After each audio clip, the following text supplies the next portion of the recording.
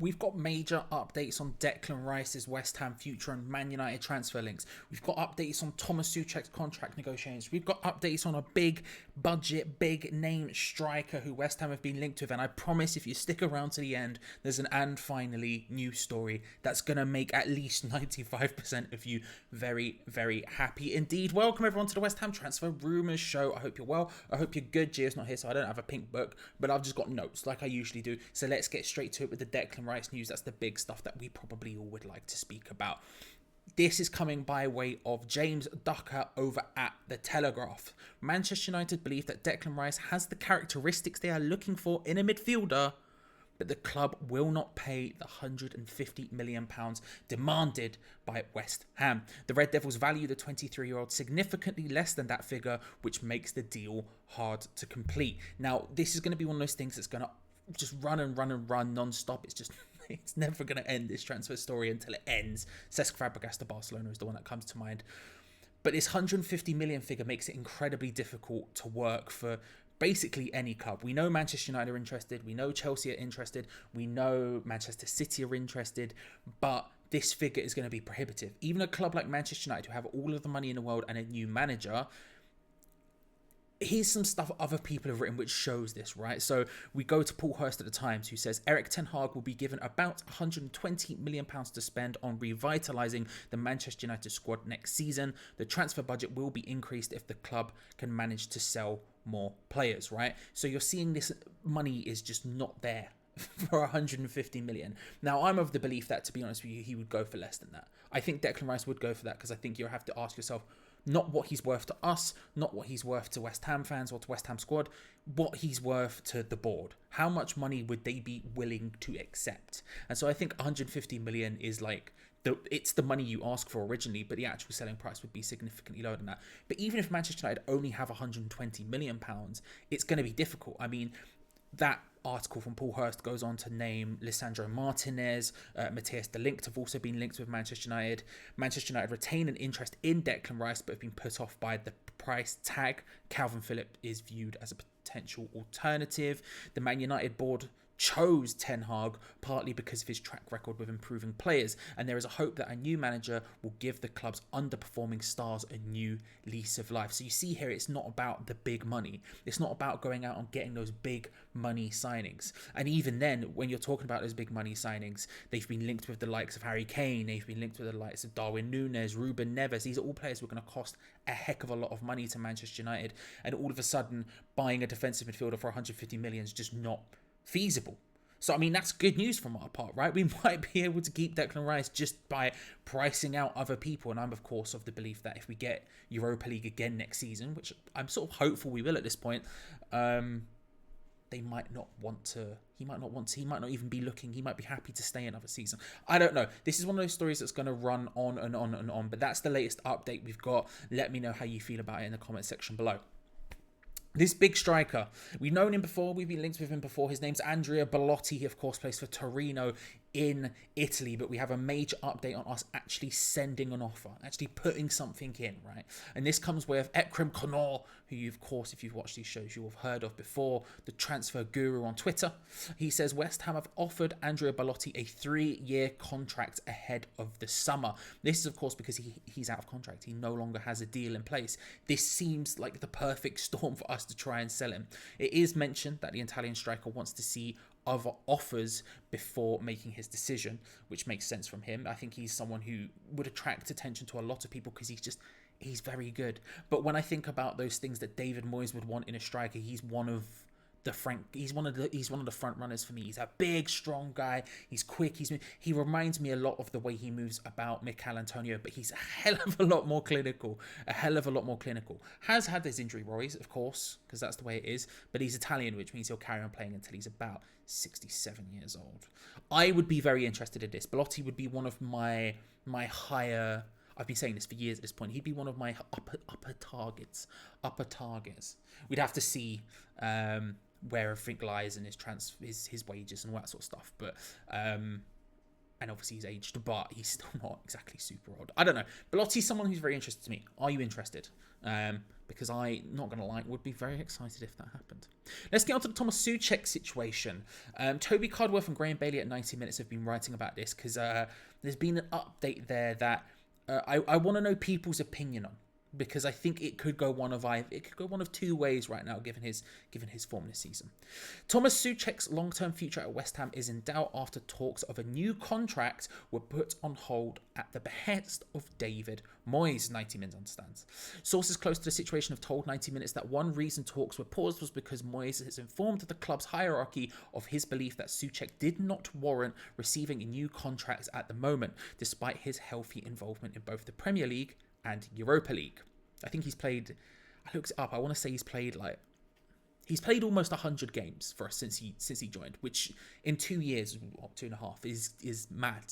Is mad. And he's played another, the article mentioned it, I think he's played like another 16 or 18 games for a national side at the same time. Like, the guy has done everything he possibly can, let's be real about it. The stance is understood to have left Soucek feeling somewhat undermined, despite him appearing to be a key member of the squad, and is likely to complicate matters should the club resume talks with a player who is incredibly popular in the dressing room. Indeed, sources have told 90 Mins that some are surprised at the reluctance to reward Soucek with an extended and improved terms. Again, this is where it becomes difficult when you have like so many players from one country. We have so many players who are friends. So Tomas Soucek is, we all know he's popular. He's popular amongst everyone, despite his form this season. And I don't think a lot of people will be sitting here blaming David Moyes for having some reluctance seeing his drop off of form this season. Doesn't matter how you twist that one. I personally think it's because of the style of play and the role he's being asked to play, where that's why it's sort of diminished. But regardless of whether that is the case or not, I think you have to look at it in terms of where do you fit in the squad. We are very much a one-track team. We often talk about this idea of not having a plan B.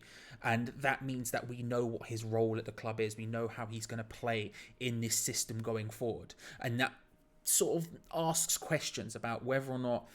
Because you're talking Tomas Soucek from the first 18 months. He gets a new improved contract. What a boy, doing absolute bit, scoring left, right and centre.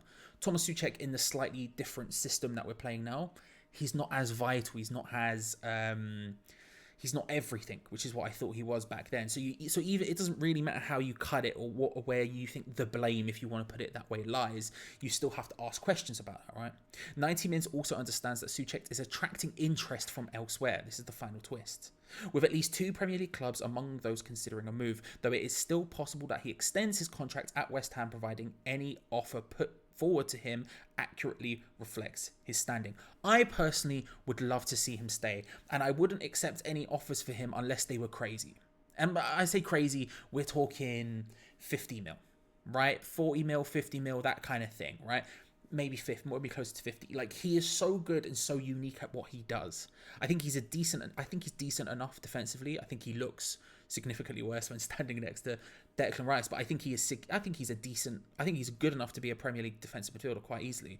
But that attacking output he has is so unique. His ability to be in the right place at the right time, Kevin Nolan style, is incredible. And I think trying to do anything there is difficult. I wouldn't come close to accepting anything unless it was big money. Something that we could go and really put it out there, especially if we're going to lose Declan Rice. Then he becomes even more vital to this team. Imagine our central defensive midfield pairing without Declan Rice and Tomas Soucek. It's difficult. It's really difficult. But how do you feel about this new story?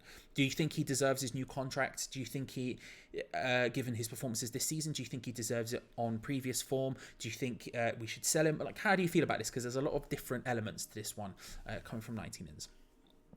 We now have 2 stories coming from Gary Jacob at the Times. The first one, which is a brief one, it's mentioned in the larger article. And that's about Nathan Ake. He has been linked once more. West Ham are eyeing a move for Manchester City defender Nathan Ake this summer. David Moyes is very keen on the 27-year-old, and it is claimed in January that Ake would be interested if the move occurred. He obviously cost Manchester City a buttload. I think it was like 40 plus million, but he's only started a handful of games this season. I think I looked up 8 Premier League games, something like that. So with a World Cup coming up, he would probably be keen on a move, and it said he's already been keen on a move. Perfect Ogbonna replacement in my opinion, left-footed. But if we're looking at someone in the 40 mil range, unbelievably expensive, and I would not go anywhere near that. 20 to 25 million, I'm interested. Kurt Zouma money, I'm interested. I do think we need to prioritise elsewhere in the squad.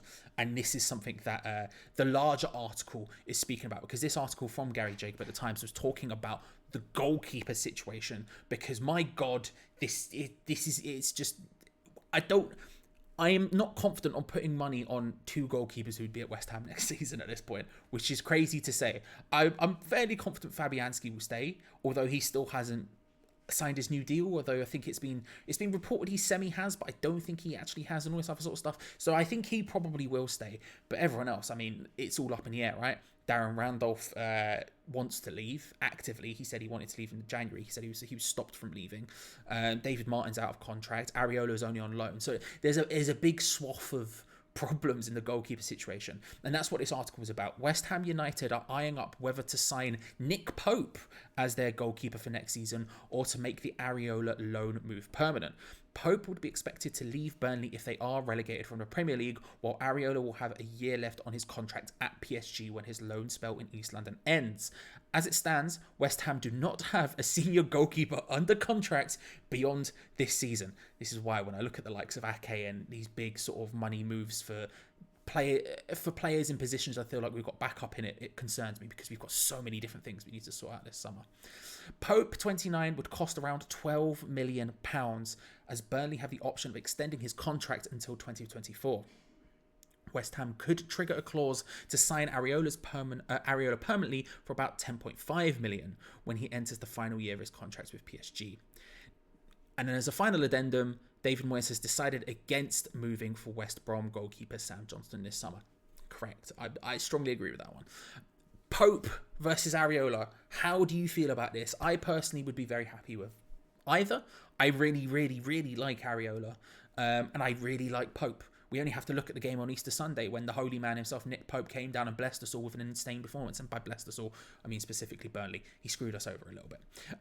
But yeah, I would be very happy with both. And Nick Pope could maybe be a bit more value for money. You're talking an England international. You're talking probably going to command lower wages than Areola. The one thing I would say is Nick Pope would probably also attract a lot more attention than Areola in the Premier League. So we'd have to see how that one lays out. But I didn't even think he would be available, especially for 12 million. I think 12 million for Nick Pope is a very, very good deal indeed. But then again, I also think 10.5 million for Areola is a very, very good deal indeed. Who would you prefer, Areola or Pope? Let me know in the comments section below, because I'm intrigued. Couple more stories for you. One being Ivan Toney has been linked again. This is 90 mins again, but this time Sean Walsh and Graham Bailey. Toby Cudworth not involved in this one. And this is a larger story where we were mentioned inside of it. So I'll read it out to you so you just get the information, and we'll move on to the next story. 90 Mins understands that Toney would like to see his form rewarded with a pay rise. The 26-year-old is happy at Brentford despite a couple of videos emerging on social media this year of him bad-mouthing the club. There remains plenty of interest in the striker's services, however. Elsewhere in the capital, Arsenal and West Ham are admirers of Toney, while further north, Everton, Newcastle and Wolves are keeping a watchful eye. But as mentioned, Toney is settled in London with his family and is content with his life with the Bees. If Brentford were to sell Toney, who the club believe will become an England international in the near future, they would demand a fee exceeding £50 million. The Bees would point to the sale of Ollie Watkins to Aston Villa for around £30 million while they were still in the Championship as a reasoning behind the lofty price tag. £50 million for Ivan Toney is something I would maybe consider. I think he's kind of the perfect striker for David Moyes in a lot of ways. I love him. I think he's utterly, utterly brilliant, and I would be incredibly happy if he joined West Ham. The thing is again, this is a bit like Nick Pope. I was saying he's going to have a lot of admirers. We've got a list of him here. People who would be able to pay as much as we would, who'd be willing to pay as much as we would. The thing that gives us some good standing is if he's settled in London, would like to stay in London, then that gives us an advantage. But it's a difficult one. It's a very difficult one, and I don't think it's one that would happen this summer. Brentford have done well enough to stay in the Premier League, and I think next summer, depending on what happens, is maybe a more realistic time for Ivan Toney to move, especially if he gets a new and improved contract and he seems happy at Brentford. But I would love him. But that's where that story ends. We were just mentioned within it. So let's move on to another one where we are the focus. We have one more story, and then we have the nice one at the end. Everyone's going to get very excited about. We're not excited about. We'll just be happy about. First one though, Deshaun Bernard has been linked. This is Tom Hopkinson over at the Mirror. Never heard of him. Me neither. Well, I've heard of him. I've seen his name. He is on loan at Hull. He's 21 years old, on loan from Manchester United. You don't forget a name like Deshaun Bernard. Do you know what I mean? It's a vibey name. West Ham are plotting a move for Manchester United defender Deshaun Bernard after he impressed on loan at Hull. The 21-year-old Londoner, who joined United's youth setup in 2017 after leaving Chelsea. Oh, Declan Rice. Oh, London. Oh, points sticking together. Has been the subject of regular checks by Hammers scout. And boss David Moyes, a big admirer of the player, sees as a potential in Bernard to come in and provide competition at the heart of his defence. Bernard, who is contracted to Man United until 2026, is highly regarded at Old Trafford, but well down the pecking order, and West Ham believe they can offer him a quicker pathway to the Premier League than United. Remember there's a story of us being really heavily involved with looking at the Championship. We're looking to buy players from the Championship, blah blah blah. It's a lie. We're just looking to buy players from Hull. We seem to only get linked to players from Hull, and then it's just going to carry on apparently. I've never watched him play. Gio would be better in this one because he probably has. I've got no idea. Have you? Let me know in the comment section below. But if David Moyes likes him and thinks he can step up, him being part of the defence in a sort of backup capacity, I would be happy with. But let me know. That's without me really knowing anything. Have you seen him? Do you know stuff? Let me know, because I don't know much about the centre back. And finally, the news that I'm gonna say you've all been waiting for. Arthur Masuaku has been linked with a move away from West Ham United. Ladies and gentlemen, there we go. It might be about to happen.